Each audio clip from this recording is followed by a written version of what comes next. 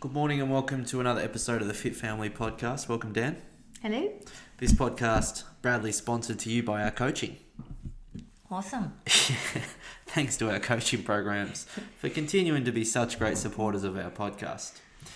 All right, so today we're going to be talking about something that plagues a lot of people who are trying to objectively see results with their nutrition and training. And we're talking about either muscle gain or weight loss, specifically body composition, though this type of mindset and ideology certainly does relate to training as well, as it does most areas of life, really. And that is basically not having a strategy when it comes to seeing results and going off subjective data only. What we mean by that is just, I'm just, feeling good and trying hard. Yep.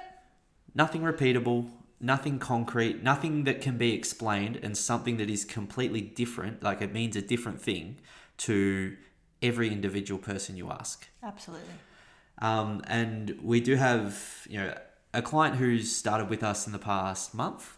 One month? Yeah, and is the perfect example of this. Like, doing a lot of things really, really well prior to starting our program, but just needing a little bit of direction and strategy. Yeah, this has been an incredible experience for me. I've really loved working with this person. I did not know them at all. And from looking at their very first food diary and reading through all the information we gather from them at the start, I was like, wow, this person has a really good baseline. And I automatically assumed with that data that I saw and everything we'd spoken about, that this person was actually like quite targeted in what she was doing. But I'm now, as I'm going through this coaching experience with her, it's been quite amazing that's just kind of what she does. Like you were talking about, there was no kind of rhyme or reason. She's just someone that has always moved and has always, I guess, eaten or had a preference to a certain way of life that is favourable. Yeah, no doubt. So it's more, like sometimes we can mimic what we see or that we kind of know to be true. Like, for example, here, some people eat lots of vegetables because they know it's healthy and they're just like, I'm an adult, I need to eat the colours of the rainbow. That they know it brings micronutrients in, but if you were to peel back a layer and ask them maybe why that strategy is going to be effective for them to gain lean muscle or lose weight, they wouldn't necessarily be able to tell you the science behind it. And that is one thing that we really try to impress upon our clients with any changes that they make, is that they could then turn around and explain it to someone else as to why it's effective. I use the analogy all the time. We're not trying to create soldiers. We're trying to create generals. People who can make decisions, who can, with changing circumstances, are still in control. Instead of, I've been taken out of, my normal routine. Now what do I do? If vegetables aren't available, now what do I do? If I can't have my normal brand of tofu or chicken, what do I have on a Tuesday night if I can't have our pasta night? So being able to then, turn around and explain, all I need is a protein and a source of carbs, and I roughly know the portions that I need for that. It just gives you so much more control. And that's where the results of this client in particular have been amazing, because she came to us very clear on a direction and, very clear on some of the shortcomings. So I have the initial chats with, I guess potential clients, just to see if they'd be a good fit, like if our philosophy is, something that they're ready to embrace, if we can actually help them achieve the goals that they want to. And then Danny will take control of the actual in-person coaching process, because she's softer than me. Oh, wow. and more empathetic than me. But when she started, it was very clear that I was like, oh, okay, with just a couple of tweaks, Like, you could see that all the tools were there.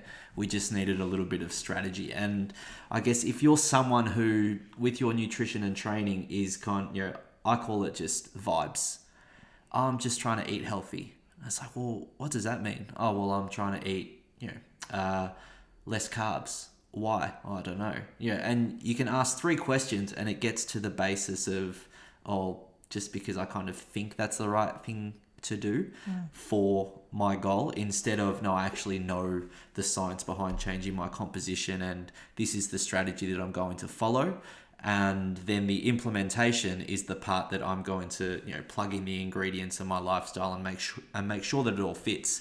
Which is, it sounds very complex. Like, it sounds as though we take people into a situation room in the White House and it's all like screens everywhere and we're speaking to a consulate in Russia and whatever.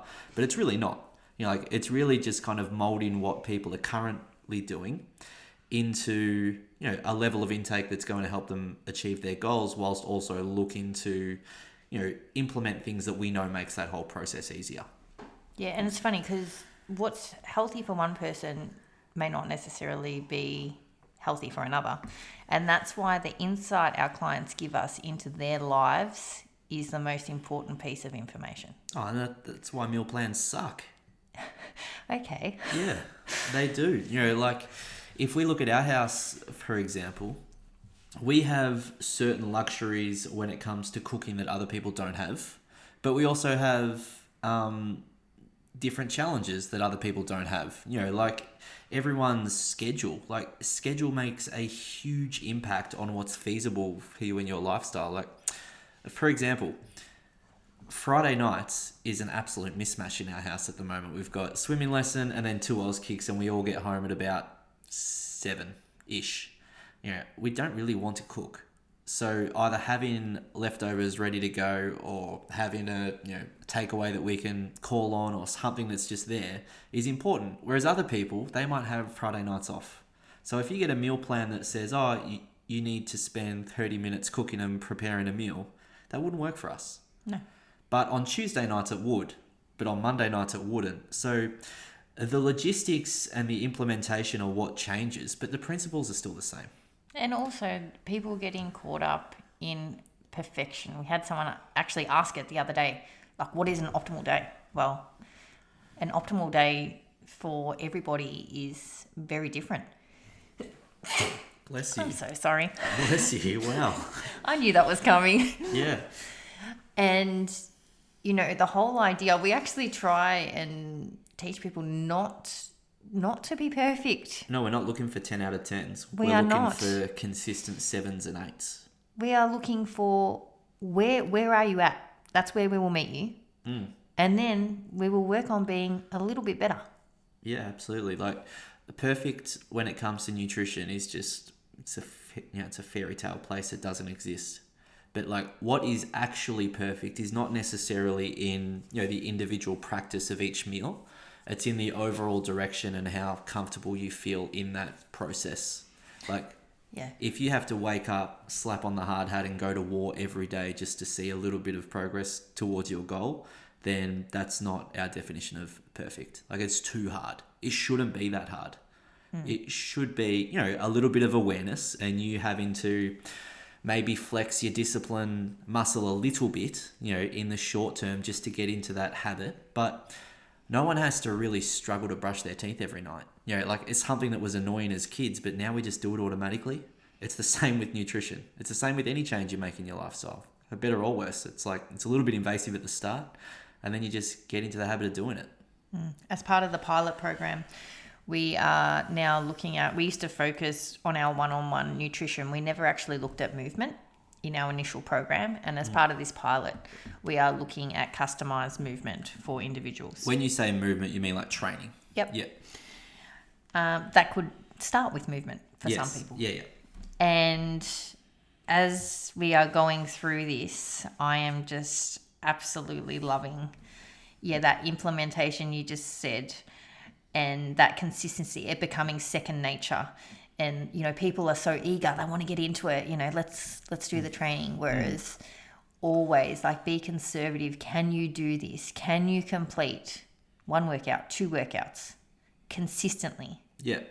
for 3 weeks. Yeah, show yourself proof that you can do it before you get excited about a 4-day-a-week program, and just slowly build it up. It's the same strategy that we use with nutrition. We don't just do a weekly food diary at the start and then say, here's the list of 10 things that you can do better. Yeah. We pick maybe 1-2 things at the most, and it depends on what they are. But then we focus on those and build the consistency. And as the consistency builds, so does the momentum and the belief that, oh, okay, actually I can do this. Because most people come to us stuck, feeling as though it's, pardon me, feeling as though, no matter what I do, I can't see results. And then, which means that they already feel as though they're 10 out of 10 on, kind of stress and effort. So it's like, well, I can't go to 11. So I need to slowly build that belief. And a lot of the times it's not add in more stuff, it's kind of take away stuff that's not working too, which does free up your time a little bit. Like trying to slam your head into a brick wall just to do more and more and more isn't necessarily always better. Correct. Some people are putting a lot of effort into a space that doesn't yield the result they're looking for. Yeah, being efficient with what you're doing is a huge part of what we coach, and making sure that, as we pull back to that strategy, it's not just about trying hard. Because like trying hard just means different things to everyone, really. Like, what is effort? It's very hard to measure, but that's why we just peel it back to, okay, well, are we able to do this or not? And it doesn't rely on effort as much as it's just, if we can tick 2 or 3 boxes a week, can you wake up on the day of your check-in and it's like, no, I've done it, 80 to 90% of the time, I can expect results this week. Yeah. That's the way it works. Yeah. So it's the balance between subjective and objective data is important. Subjective is how it feels. Objective is what's actually happening. Are we doing it? What are the results? Black and white. Don't care about your feelings. It's like objective data. This is why I'm not coaching anymore. and that is why metrics are so important. I actually had someone say to me, I know nothing's changed. I haven't done anything to warrant a change. And I was like, actually, you'd be surprised by very surprised. the little things you do and implement, the changes that has. And also, if you're not measuring, how do you know you're going in the right direction to what it is you're trying to achieve?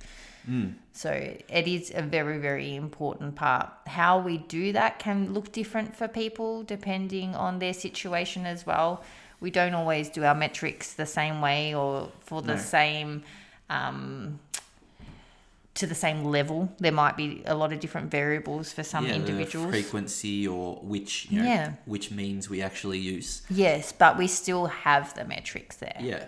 And you're not going to wake up one day and it's just, I was a size 12 and now I'm a size 8. It's not how it happens. It's 2 centimeters off the navel here, 600 grams down off the scales here. I can see that, my legs look slightly different in my before and after photos. Like it is gradual.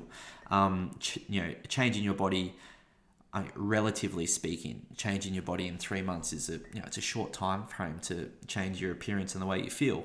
But it's not a day-to-day process, and it's often the days that people wake up and they're like, I don't know, like I did it this week, but I don't necessarily feel it, are the days they go, oh wow. Yeah, because they have been so consistent. Yeah. And just the mood lift that can bring, like, hell yeah, it's working even though I don't feel as though it's working. Yeah. So, because, I mean, we all wake up sometimes and it's like, feeling good today. Yeah. And then we'll wake up another time and be like, ugh. But that's got nothing to do with the results on the scale or the measurement tape or the photos. Our bodies are, that's just our brain speaking. Our body's pretty dumb. It's sort of just controlled by our brain and the way we feel. Like, it's not as though our body wakes up and just decides to be lighter or smaller or more muscly. It's a result of the stimulus that we're giving it through actions and behaviors. So if you do the actions and behaviors, then, it'll all start to turn. And if you're not quite there yet, then it's just continuing to turn the dial a little bit until, like changing that temperature until the ice block starts to melt. Like ice will melt at 0, right? But if it's, if you start at -10 and you get to -2, that ice block isn't melting, but it doesn't mean you're not progressing. Like, you can still be doing a lot of things right. And then all it takes is just to go from -1 to 0 and the ice block melts. But it's not that one change that made the difference. It's all the changes in the lead up. Yeah. So if you're whacking away and you feel as though you're not quite where you want to be yet, but the process is good, specifically if we've told you the process is good, not just if you think the process is good, if that's actually been reinforced by someone who would know, then just keep going. Keep going, because you'll get there eventually. And if you're not confident on your process at the moment, then definitely reach out and we will let you know. Yeah. And that's one thing I'm starting to see. So I've got a lot of people now, we've passed halfway. So coming into like week 6, 7, 8. Yep, of the initial 12 weeks. 12 weeks, and the confidence in what they do. Yeah. So they can, tell me about their week and the decisions they made and what they did to manipulate their nutrition to achieve what it is they're trying to achieve. Yeah. And then I'm simply reinforcing that for them. When that switch happens, it's magic. Yeah, it's like a sliding scale, isn't it? It's like, at the start it's 90-10 us. Like 90% us telling people what will make it different, and 10% them kind of nodding their head and going, yep, okay, yep, I understand. Like I can see how that would work. And then as the program moves on, it starts to become 60-40. And then, week 9, 10, 11, it's had the week go, not great. I didn't execute this one, or I just sort of like, they can really identify the things that they know we would say based on their understanding of the process and what's happening.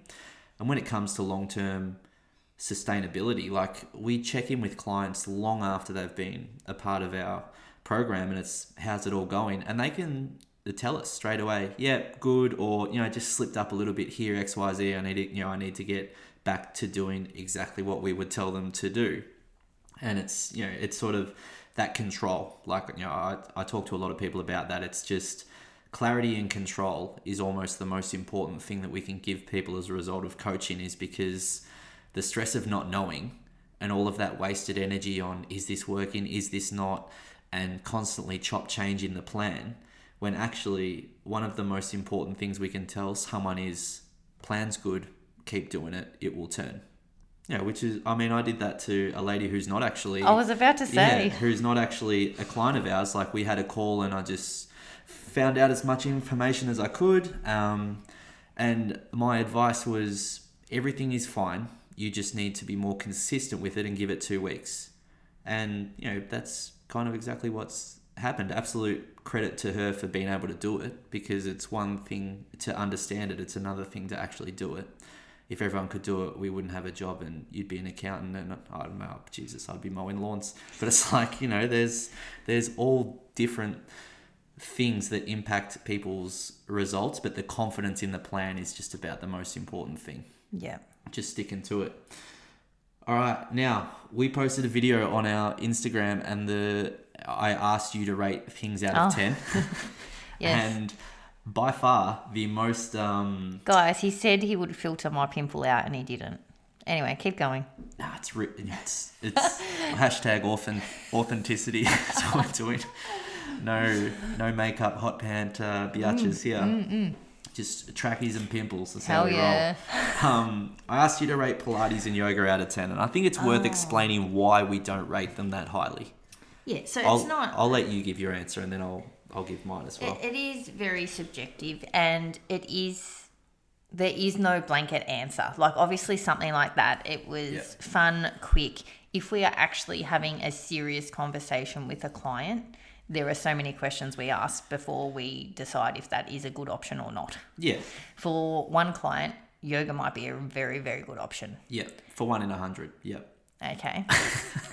For most of the people we deal with who have very limited time for dedicated movement, choosing something like yoga is what we would say is inefficient and probably not yielding the best health results that they're looking for. Yeah, so it just comes back to that strategy versus vibes. Like, is this, for the time it takes to do this, is this moving you forward? Is this a good investment of your time if your goal is to be fitter, stronger, faster? I was about to say, let's just use an avatar of myself, a 37-year-old.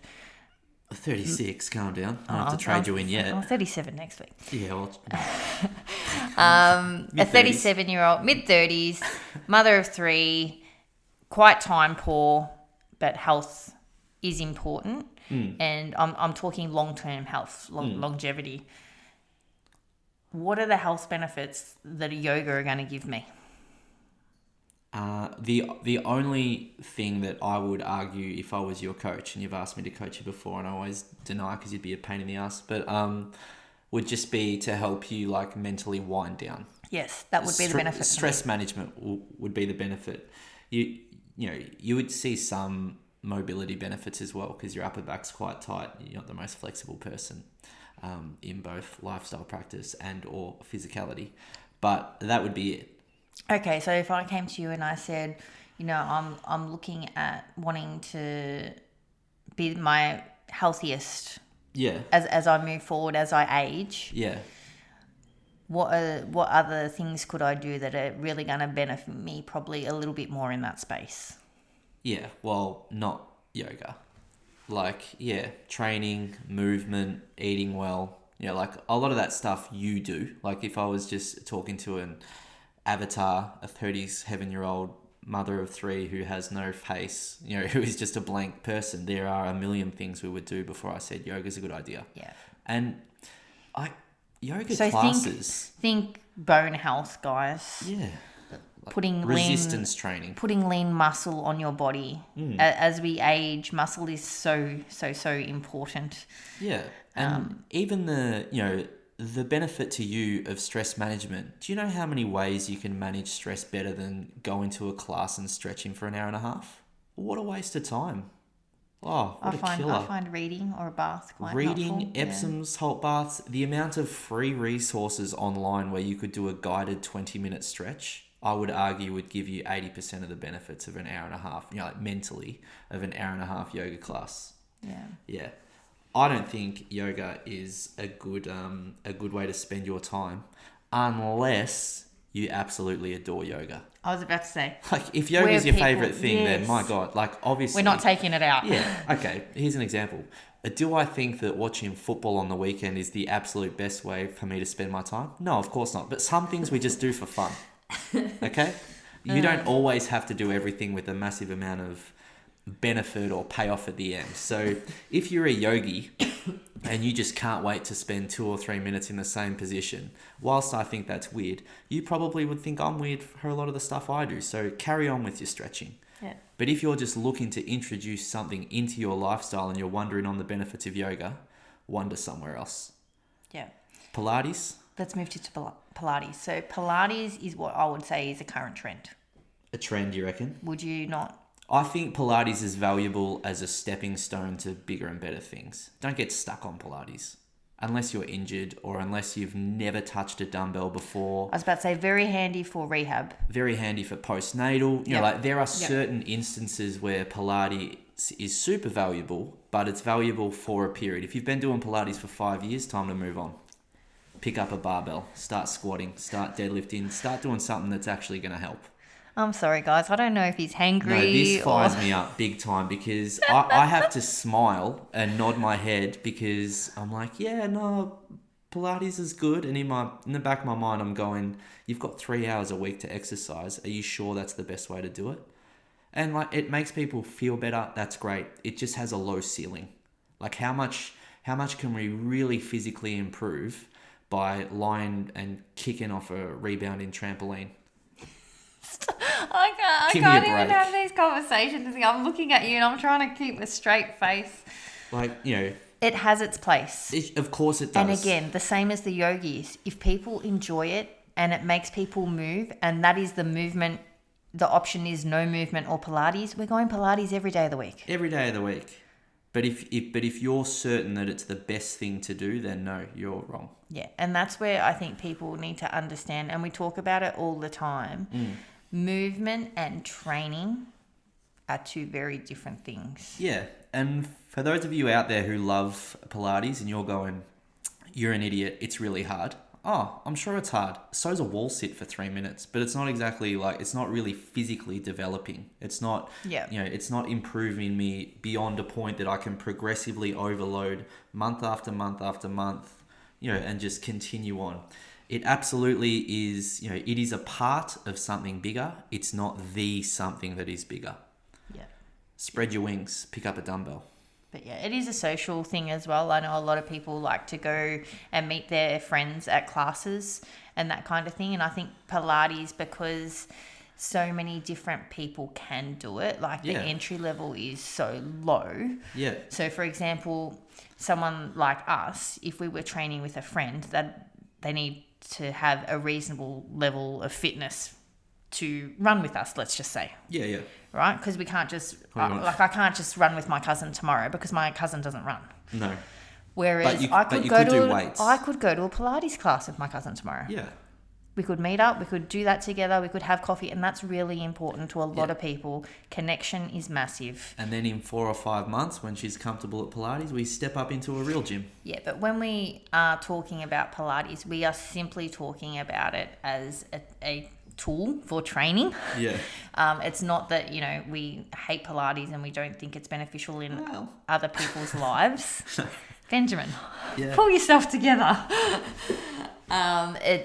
Yes, if it works for you, that's great. But in terms of, especially people that have a lot of goals that are either composition based, weight loss based, that is probably not your best option to get you there. No. And that's the main frustration I have with it, is that it's marketed in a way as the be all and end all, and it's not. Yeah. It's not. It's a very useful tool to kind of reintroduce yourself into something that should be bigger, something that's bigger.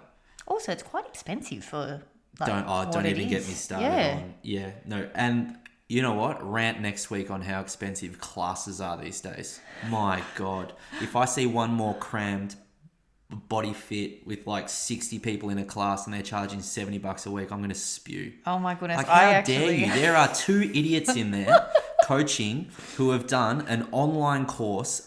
We've done those courses. With respect, I loved the teachers. The courses aren't very good. Yeah. They're not very good. Like, if you're going to trust a person with your health and fitness, my God, we need to be doing a little bit more than that. You know what? Write it down. It was funny. And I wasn't sure if it was spilling because... out the sides. Okay, then again, let's calm down a little bit today. I took Mia to swimming, and granted, I was already frustrated due to the car parking situation. Oh, put that on the list. Northcote Aquatic, if you're listening. Stop what a disgrace. Stop it. Anyway, the car park was interesting. It's crap. I eventually got a car park and was possibly a little bit late after being early. Where'd you arriving park? Early to get a car park. Okay, Ben, we don't need to talk about my illegal parking. Loading zone. As I'm walking in, there was like a pump class on. And I'm not sure if it was because I was agitated. I was looking over and I was just... No, people who do those classes know it's not the best. Do they? Yeah, but they just don't know what else to do. So it's kind of like anyone I've spoken to who does those classes, they're like, I wanted to go and help. Like, I seriously wanted to... Yeah. We're going to talk about crap programs next week. Yeah, I'm going to name names. Come after me. Meal plans are on the agenda. Les Mills coming for you. And, well, I think I've nailed Pilates. Narc, we're going to talk about your car parking situation. Oh, the car park. Yeah. How dare you build a facility for thousands of people with 40 car parks? Yeah. Oh, my God. And we know we had to deal with the Darebin Council for our parking, for our very small capacity. We damn near needed parking for people's pets who weren't going to come, let alone our actual clients. Oh, outrageous. That was quite funny. And we had a capacity of 10 people. I need to run out some stress. What I need to do. Yeah, we do need to. Was there any questions that came through on Instagram? Did have one, actually. Yep. Did have one. It was about protein. Okay. Let me find it. We love our protein. We do. It was about protein, and here it is. How do I know I'm getting enough protein? Well, that's broad. So, how do I know if I'm getting enough protein? We have a simple equation that you can use, which is take your body weight or your goal a body weight, if you currently have a fat loss goal, and this doesn't have to be perfect, by the way. It's not like, oh, I'm not really sure. If you are 90 kilos and you'd like to be 75, then take that 75 number, times it by 1.5. Now, my maths isn't good enough, but what's half of 75 is 37 fifths. So we're looking at about 110 to 115 grams of protein per day. That's just the simple way to get a rough idea. Ideally more, but let's just start with that. Now, taking that, it's like, okay, well, does that mean that, is that 110 grams of chicken breast? No, it's 110 grams of protein that will come from eating foods like chicken, tofu, tuna, whatever. This is awesome. Thank you. Can I just interject here? Because I have a new client and this exactly came up. And we don't normally have this situation, but because I was interstate last week, Ben actually took one of my consults. So we catch up with our clients weekly, and Ben took the consult that was in regards to protein. And then I commented this week on some protein, which was, when we coach, we talk about a palm a lot. We try and give some guides to people to meet their requirements without adequate portions, counting. But again, it's a guide. It's not the bulletproof. No, absolutely not. Anyway, there was halloumi as a protein source, and I just kind of gave a little bit more insight into how much protein that was. Yeah. So there are variables and there are different guides, but people can't get caught up in... Don't get caught in the weeds. Don't get caught in any calculation. It's a guess, just like calorie counting, guys. It's not bulletproof. Portioning sizes, again, it's not bulletproof. Unless you are doing a bodybuilding competition and you need to be counting... To the letter. And you are weighing... Yeah. Gee, you're throwing me off here. And you are weighing everything you eat. Do not get caught up in it. They are guides. And if there is stuff that you regularly eat, as coaches, we would give more insight into that. Yeah, and specifically with protein sources, we're looking at things, one of the challenges can be, okay, well, people understand that tuna and chicken and tofu are pretty lean protein sources, and that just means that what you see is basically pure protein. There's no added fats or carbs that come with it.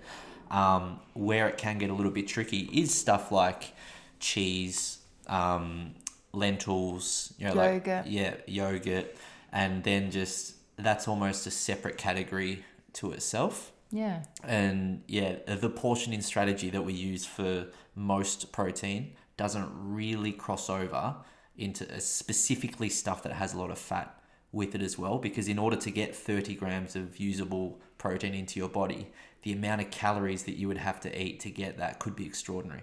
Yeah. Hello, exactly. Peanut butter. So when we talk, because it's funny, we talk about grams, right? Yeah. So we just mentioned protein, and not everything is a pure source of. So, No. if we've got yogurt, for example, there are 3 macronutrients in there. Yeah. There is protein, there is carbohydrates, and there is fat. And there's a big difference between low-fat yogurt and regular fat yogurt. Exactly. Yeah. So it looks very different. So it wouldn't be a palm of yogurt, for example. You wouldn't be meeting your protein needs there. No. There are a lot of variables. These are guides and tools to help people, but if you're somebody that has a very specific way, people are very different, obviously. Yeah. If you're a black and white person, you need to move into the grey when it comes to your nutrition. There's uncertainty in the grey. But the grey is where the answers specific to you will live. There's black and white rules with nutrition, like energy balance is the most important thing when it comes to changing your weight, or fats and proteins are essential macronutrients. We can't make them ourselves. There are things like that we know to be true. Hydration is crucial.